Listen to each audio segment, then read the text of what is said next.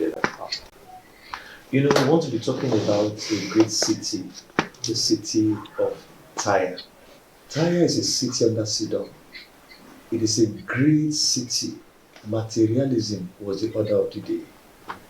The city had a lot of influence and wealth, and materialism was the order of the day. I think their wealth was so great that it was the commercial center of the ancient world. They could do anything just to acquire wealth. And as we talk about the city betraying Jerusalem and having no respect for brotherhood, I also realized that Jerusalem and Tyre, they have this level of friendship that made Hiram the king give them timber, materials, and stuff like that to build Jerusalem. He gave Solomon, I remember. Exactly, bro Jude. Sorry to cut you off. I think both cities were together before the kingdom divided. Mammon-minded Tyre did not remember the covenant of brotherhood. Tyre filled her markets with the men of Jerusalem and Judah and sold them as slaves to distant countries. Yeah, that's good. That's good. I'm happy that we guys have actually, studied what I told us to do. Collins, that story was when the king of Babylon, that's Nebuchadnezzar, went to destroy Jerusalem. When that happened, the Tyrians were so happy that Jerusalem was finally out of the way. The same Jerusalem that is their very close friend. They were not happy that Jerusalem is out of the way. And it's not just Jerusalem alone. I think I also read about a lot of countries that give them materials that helped build Tyre to what it was. Yes. Tarshish sent silver, iron, tin, and lead. Armenia furnished Tyre markets with horses of celebrated breeds. Even Dedan sent ivory and ebony. Also at the same time, Edom sent emeralds, embroidered works, fine linen, and Korah. At the same time, Judah and Israel supplied Tyre with wheat, honey, and balm. Your hand is up. What is it? I think Damascus came with the famous ebon wine, and Arabia sent lamps and goods, the finest of all kinds of precious stones and gold. Yeah. And bro John, please, where are we going with all this information? Because, and then how did that city become a man? I want to know. Revelation. Ezekiel 28 verse 2. In that verse, Tyre was referred to as a man.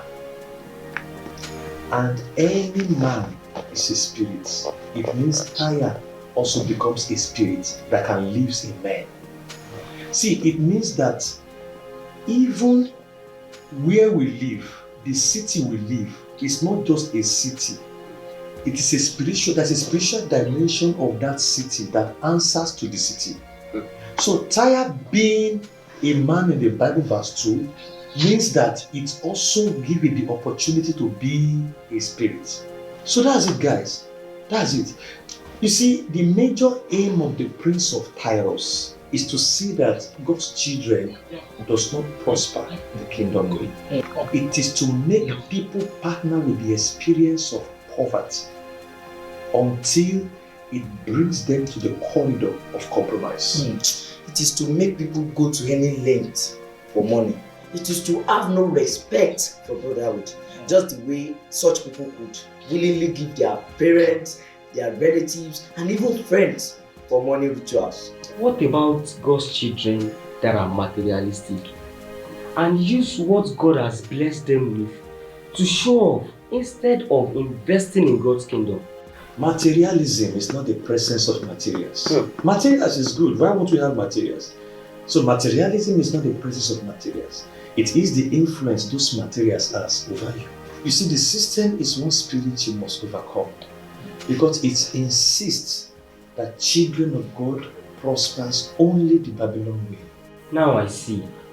I see the spirit that has dominated most of our days. Is it lust for money, lust of the eyes, pride of life, and wanting to make it by all means? It is now rampant. The Prince of Tyrus does not want a child of God to prosper along with his or her soul. No. It is to prosper the Sidonite way. That is just what they do. And through that, you lose your soul. Poverty has an explanation in the spirit. So how then do we help scam? Simple. Declare his judgment. Remind him of his doom. Summarily, anyone you see whose heart is lifted up to wealth, to riches, is under the influence of Tyre and Sidon. When God blesses you and your knee is still very close to the ground in brokenness and contriteness, it means that you are under the influence of kingdom wealth. You see, there's no time. I would have told you about the presence of that same Prince of Tyrus in the holy mountains of God, and at the same time in the Garden of Eden. He's a negotiator. Bro John, this thing you have said alone is a revelation now. I can tell you I'm so enlightened. So now I see the spirits that dwell in the children of disobedience. Tomorrow,